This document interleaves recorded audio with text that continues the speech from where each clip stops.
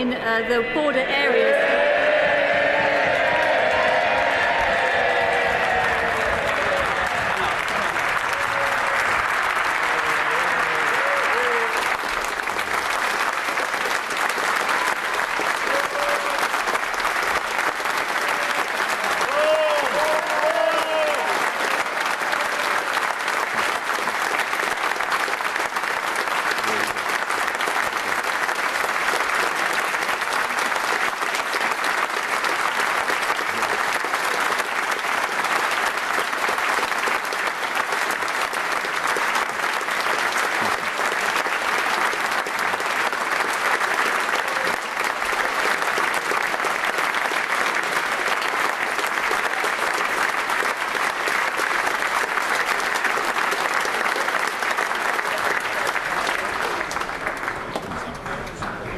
As you know, we don't allow a clapping, but this is an exception.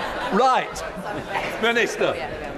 Me just to say welcome back to the honourable friend for South Thanet. Yeah.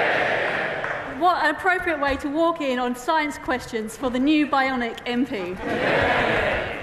And may I just answer the question about broadband? My honourable friend has been a fantastic champion. Before we begin Prime Minister's questions, I'm sure the whole House would like to join me in welcoming back our colleague, our friend, an inspirational honourable member for South Thanet. Craig, it's so good to have you back amongst us. You are the man of the moment, and I met your daughter, who is going to be the daughter of the moment with her birthday tomorrow. So can I say to you and your family, it is an inspiration to people in this country who've suffered with sepsis. You have shown us the way forward. Thank you for everything.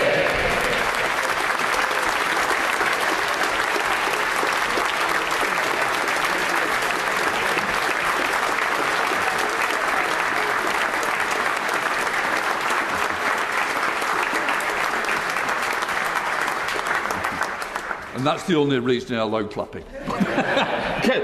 Mr. Speaker, can I also add my personal welcome back to Parliament to my friend and colleague, the honourable member for South Thanet. No one who watched his interview last night could have failed to have been in awe of his incredible resilience. Mr. Speaker, this morning I had meetings with ministerial colleagues and others. In addition to my duties in this House, I shall have further such meetings later today. We now come to the Leader of the Opposition, Keir Starmer. I want to begin by saying a few words to the honourable member for Thanet South. Firstly, thank you for meeting me privately this morning with your wife and daughter so I could personally convey my best wishes to all of you.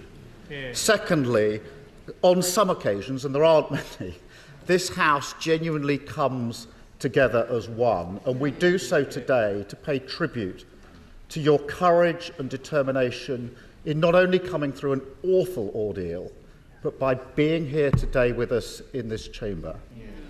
And thirdly, I want to acknowledge your deep sense of service.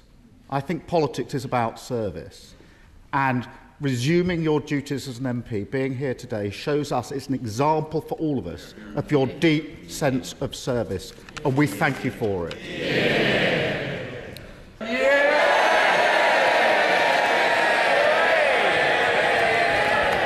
Mr. Speaker, this is an emotional day for me, and if you would indulge me to say a few thanks, because there are a few are due.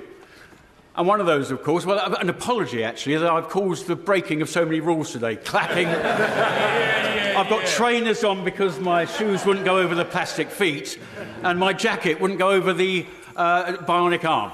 So apologies for that. But I want to give some thanks.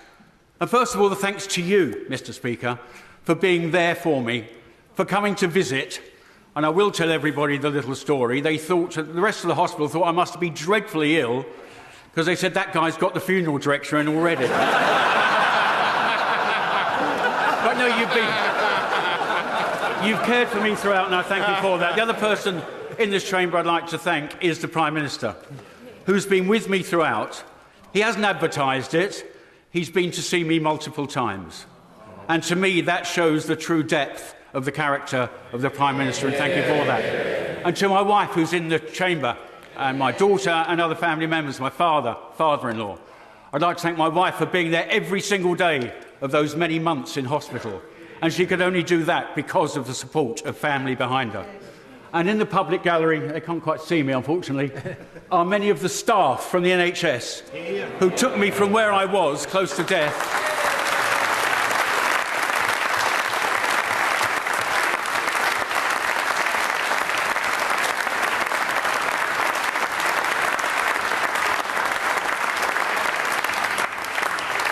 they took me from close to death to where I am today, so thank you for that. I'm not entirely sure I'm that happy that the two surgeons who took this lot off are there, but never mind. But can I ask the Prime Minister, there is a question here. Prime Minister, can we please ensure that we embed recognition of early signs of sepsis? It wouldn't have worked for me, mine was too quick and too sudden. But for many people, they do get a few days. If we can stop somebody ending up like this, I would say that's a job well done. But also, Mr. Speaker, to impress upon your health ministers to allow the provision of appropriate prosthetics, particularly for multi-limb amputees, at the right time. Thank you, Mr. Speaker. Thank you, Prime Minister.